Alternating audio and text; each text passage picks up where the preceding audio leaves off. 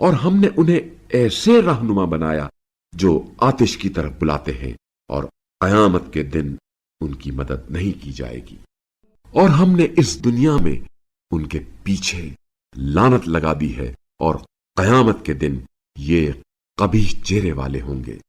اور بتحقیق ہم نے پہلی امتوں کو ہلاک کرنے کے بعد لوگوں کے لیے بصیرتوں اور ہدایت و رحمت کا سرچشمہ بنا کر موسیٰ کو کتاب دی، شاید لوگ نصیحت حاصل کریں۔ اور آپ صلی اللہ علیہ وآلہ وسلم اس وقت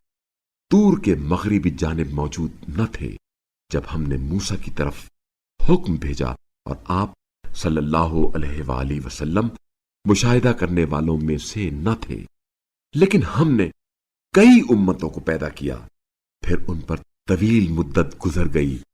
اور نہ آپ صلی اللہ علیہ وآلہ وسلم اہل مدین میں سے تھے کہ انہیں ہماری آیات سنا رہے ہوتے، لیکن ہم ہی ان تمام خبروں کے بھیجنے والے ہیں۔ اور آپ صلی اللہ علیہ وآلہ وسلم طور کے کنارے پر موجود نہ تھے جب ہم نے ندا دی تھی، بلکہ آپ کا رسول بنانا آپ صلی اللہ علیہ وآلہ وسلم کے پروردگار کی رحمت ہے، تاکہ آپ صلی اللہ علیہ وآلہ وسلم اس قوم کو تنبیہ کریں جن کے ہاں آپ صلی اللہ علیہ وآلہ وسلم سے پہلے کوئی تنبیہ کرنے والا نہیں آیا، شاید وہ نصیحت حاصل کریں۔ اور ایسا نہ ہو کہ اپنے ہاتھوں آگے بھیجی ہوئی حرکتوں کی وجہ سے اگر ان پر کوئی مصیبت نازل ہو جائے تو وہ یہ کہنے لگے، ہمارے رب،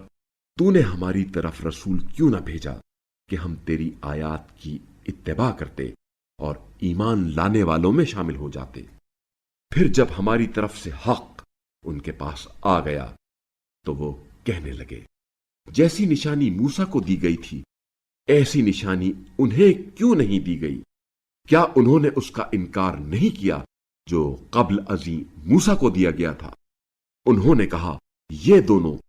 ایک دوسرے کی مدد کرنے والے جادو ہیں، اور کہا، ہم ان سب کے منکر ہیں۔ کہہ دیجئے، بس اگر تم سچے ہو تو تم بھی اللہ کی طرف سے کوئی ایسی کتاب لے آؤ جو ان دونوں سے زیادہ ہدایت بخش ہو، میں اس کی اتباع کروں گا۔ بس اگر وہ آپ صلی اللہ علیہ وآلہ وسلم کی یہ بات نہیں مانتے تو آپ سمجھ لیں کہ یہ لوگ بس اپنی خواہشات کی پیروی کرتے ہیں، اور اللہ کی طرف سے کسی ہدایت کے بغیر اپنی خواہشات کی پیروی کرنے والے سے بڑھ کر گمراہ کون ہوگا؟ اللہ ظالموں کو یقیناً ہدایت نہیں کرتا۔